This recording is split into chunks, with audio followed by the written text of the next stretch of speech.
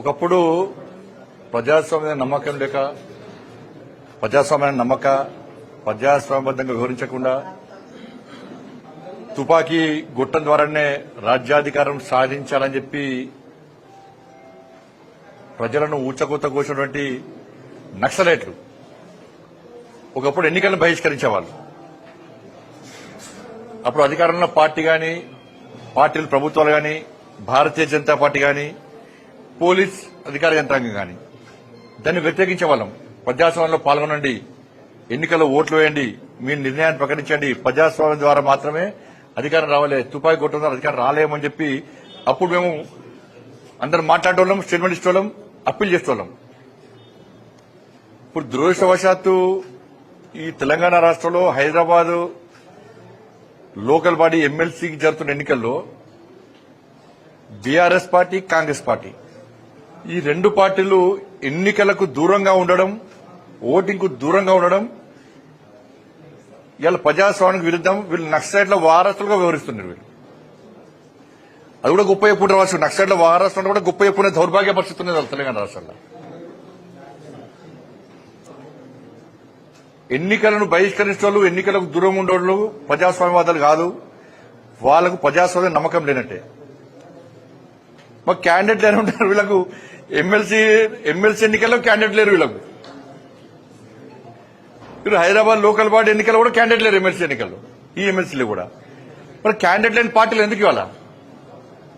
వీళ్ళు వచ్చి 10 సంవత్సరాలు అధికారం చెలాయించారు. కాంగ్రెస్ పార్టీ అధికారంలోకి వచ్చి 15 నెలలు అయింది. ఇలా క్యాండిడేట్ల కరువేరు. క్యాండిడేట్ కరువైన పార్టీలు రేపు ప్రజలకు ఏ విధంగా సేవ చేస్తాయి? వీళ్ళు 5, 10 ఇంకా 4.5 సంవత్సరాలు ఏ విధంగా అధికారంలో ఉంటారు? వాళ్ళు తిరిగి అధికారంలోకి ఏ విధంగా వస్తారు? బీఆర్ఎస్ పార్టీ క్యాండిడేట్ కరువైన వారు. అందుకే మొన్న జరిగిన ఎమ్మెల్సీ ఎన్నికల్లో ప్రజలు ఈ రెండు పార్టీలు గుణపాఠం చెప్పారు.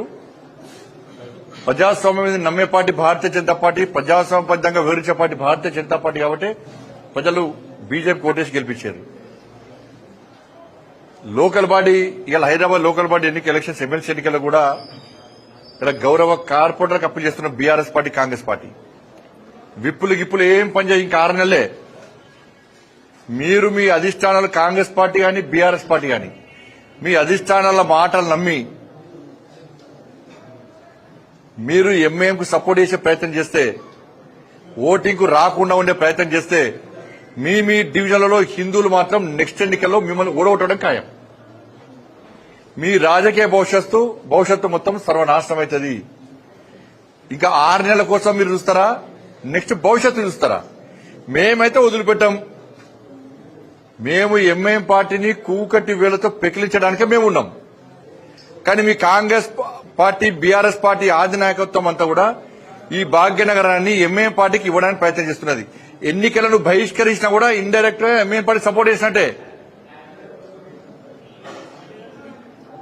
ఒక డ్రామా ఇది, పొలిటికల్ డ్రామా ఇది. మీ డివిజన్లలో 80% హిందువులు ఉన్న విషయాన్ని మీరు గుర్తుంచుకోండి. కార్పొరేటర్లకు మేము మీకు వ్యతిరేకం కాదు, విమర్శిస్తలే. మేము ఎంఐఎం పార్టీకి వ్యతిరేకంగా ఓటేయండి, ఓటింగ్ లో పాల్గొనండి మేము అప్పీల్ చేస్తున్నాం. మేము ఎక్కడ కూడా హిందూ యూత్ గాని, హిందూ సమాజం గాని ఇప్పటికే ప్రెషర్ బాగా వస్తున్నది. మాకు విపరీతమైన ఫోన్లు వస్తున్నాయి ఆయా డివిజన్ నుంచి. అరే 15 నిమిషాల సమయం ఇస్తే నరికి చంపుతున్నారు మమ్మల్ని ఎంఐ పార్టీ. అటువంటి పార్టీకి మా కార్పొరేటర్ ఓటేస్తాడా? అటువంటి పార్టీకి బీఆర్ఎస్, కాంగ్రెస్ సపోర్ట్ ఇస్తుందా? మా దేవులను అవమానపరిచిర్రు, మా గోమాతను వధిస్తున్నారు. అటువంటి ఎంఐ పార్టీకి బీఆర్ఎస్, కాంగ్రెస్ పార్టీ సపోర్ట్ చేస్తాయా? మా హిందూ సమాజాన్ని చీల్చే ప్రయత్నం చేస్తున్నారు. అటువంటి ఎంఐ పార్టీకి BRS party, Congress party support చేస్తారా? వాళ్ళని గెలిపిస్తారా అని చెప్పి హిందూ సమాజం ఈ భాగ్యనగర్ లో చాలా ఆగ్రహంగా ఉన్నారు. ఆయా కార్పొరేటర్ల మీద ఒత్తిడి తీసుకొస్తారు గ్యారంటీ. ఇప్పటికే స్టార్ట్ అయింది చాలా డివిజన్లలో కూడా. ఇంతకుముందు సమావేశం జరిగినప్పుడు చాలా మంది మా డివిజన్ అధ్యక్షులు చెప్తున్నారు, అన్న మా డివిజన్లలో హిందూ సమాజం అంతా ఒకటైంది. కార్పొరేటర్లు గిట్ట రేపు ఓటింగ్ లో పాల్గొనకుంటే, ఎంఐఎం పార్టీకి వ్యతిరేకంగా ఓటు వేయకుంటే ఎట్టి బస్సులో హిందువులు వాళ్ళను నెక్స్ట్ ఎలక్షన్ లో వాళ్ళకు ఓటేసే ప్రసక్తి లేదని చెప్పి కుండ బదులుకుంటారు స్పష్టం చేస్తున్నారు. ఇది అనుకుంటారు కావచ్చు, ఇంకా 6 నెలల దాకా ఉంటుందని చెప్పి. పక్కా 6 నెలల తర్వాత జరిగే జిహెచ్ఎంసీ ఎన్నికల్లో ఈ BRS party, Congress party corporator డివిజన్లలో ఓటేసినప్పుడు ప్రజలకు ఇదే గుర్తొస్తుంది, ఇదే గుర్తొస్తుంది. కాబట్టి దయచేసి గుర్తుంచుకోండి, మీరు మీ అధిష్టానం ఆదేశాలు ముఖ్యమా, నెక్స్ట్ మీ రాజకీయ భవిష్యత్తు ముఖ్యమా ఆలోచించుకోండి. మేము మాత్రం వదిలిపెట్టే ప్రసక్తి లేదు. మళ్ళీ మీకు రిక్వెస్ట్ చేస్తున్నాం, మీరు ధైర్యంగా రండి. నెక్స్ట్ మిమ్మల్ని గెలిపించే బాధ్యత మాది, హిందువులదే. మిమ్మల్ని గెలిపించే బాధ్యత హిందువులదే, ఆ డివిజన్లో హిందువులదే మిమ్మల్ని గెలిపించే బాధ్యత.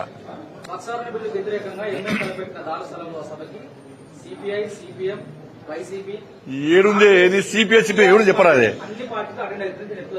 సిపిఐ సిపిఎం ఎక్కడ చెప్పు, వాళ్ళు ఏ ఎండగా గొడవట్టడం వాళ్ళు సిపిఐ సిపిఎం వాళ్ళు.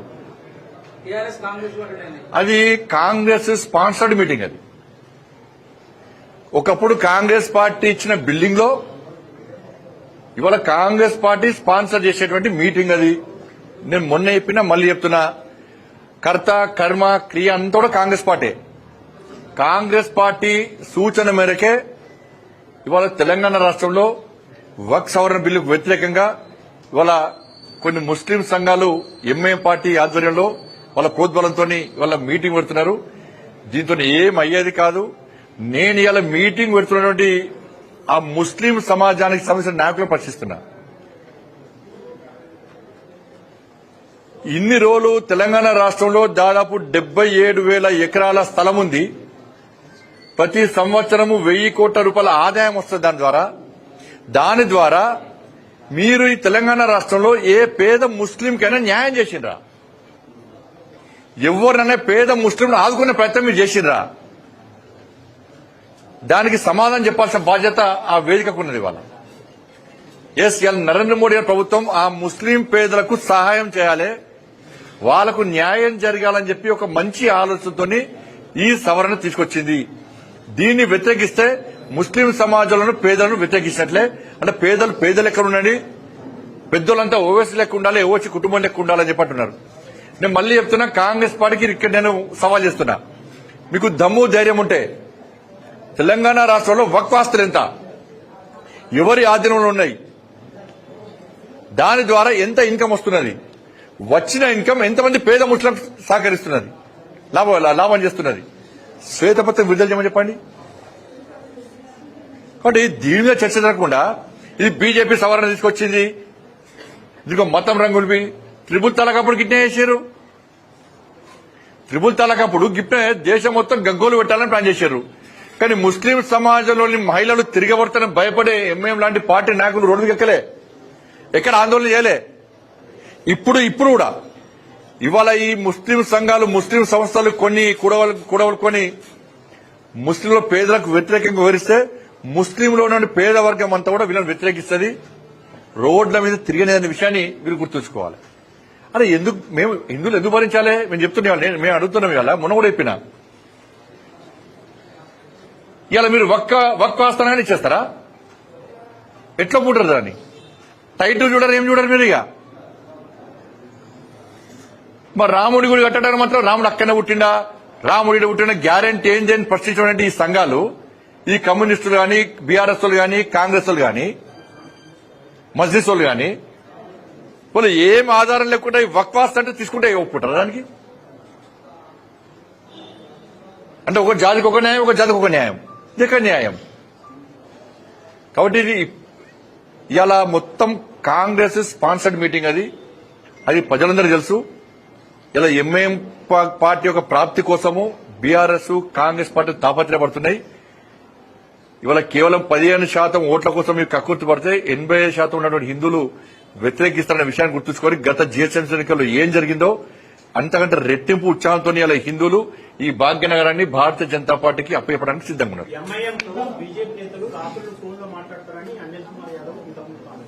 ఎవరు పడతారు మాట్లాడడానికి కాదుతోనే అలా ఎవరు పడతారు కామెడీ చేయమని దానికి సాన్సేయాల్సిన అవసరం లేదు.